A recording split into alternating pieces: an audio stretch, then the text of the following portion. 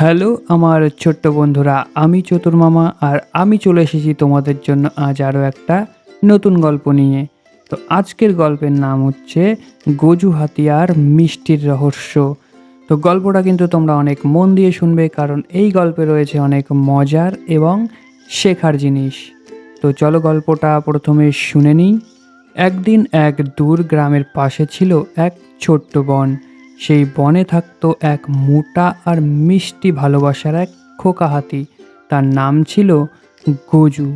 গজু সারাদিন খায় আর ঘুমায়, তবে ওর সবচেয়ে প্রিয় ছিল একটি জিনিস, আর সেটি ছিল মিষ্টি। সে কারোর সাথে কখনো ঝগড়া করতো না, শুধু মাঝে মাঝে ওর জন্য সবাইকে মিষ্টি জোগাড় করে দিতে হতো। একদিন সকালে গজু ঘুম থেকে উঠে দেখল যে সে যত মিষ্টি জমিয়ে রেখেছিল সব উধাও। গজু তখন চিৎকার করে উঠল, আমার রসগোল্লা কোথায় গেল? তখন বনের সবাই ছুটে এলো। টিয়া জিজ্ঞাসা করলো, তুমি কোথায় রেখেছিলে গজু ভাই? গজু তখন বলল, গাছের নিচে বড় মাটির হাঁড়িতে রেখেছিলাম, কেউ পুরোটা নিয়ে গেছে। সেই দিন থেকে বন জুড়ে শুরু হলো মিষ্টি চোরের সন্ধান। টিয়া আকাশে নজর রাখছিল, কাঠবিড়ালি গাছে গাছে খুঁজছিল, আর খরগোশ মাটিতে পায়ের ছাপ দেখছিল। তারা একদিন সন্ধ্যায় দেখল ছোট্ট এক বাদরছানা, তার নাম বুন্দি। সে লুকিয়ে লুকিয়ে এক গাছের ফাঁকে বসে মিষ্টি খাচ্ছে।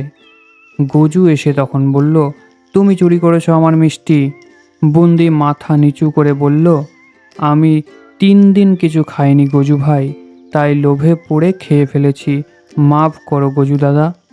গজুর মনটা কেমন করে উঠল। সে বলল, তুমি যদি আমার কাছে এসে বলতে, আমি তোমায় এমনি দিয়ে দিতাম, চুরি করে নয়, ভাগ করে খাওয়াই ভালো। সেই দিন থেকে বুন্দিও বনবাসীদের বন্ধু হয়ে গেল। আর গজু একটা নিয়ম করল, প্রতিদিন সবাই মিলে বসে মিষ্টি খাবে, কারোর ক্ষুধা থাকবে না। তো আমার ছোট্ট বন্ধুরা, বলো তো এই গল্পটি থেকে আমরা কি শিখতে পারলাম? এই গল্পটি থেকে আমরা শিখলাম যে ভাগ করে খাওয়াই হচ্ছে আনন্দের, চুরি করে নয়। ভালোবাসাই হলো মিষ্টির স্বাদ। তো আমার ছোট্ট বন্ধুরা, আজকের গল্পটা এই পর্যন্তই। তোমাদের সঙ্গে দেখা হবে আগামীকাল আরও একটা নতুন গল্পের সাথে।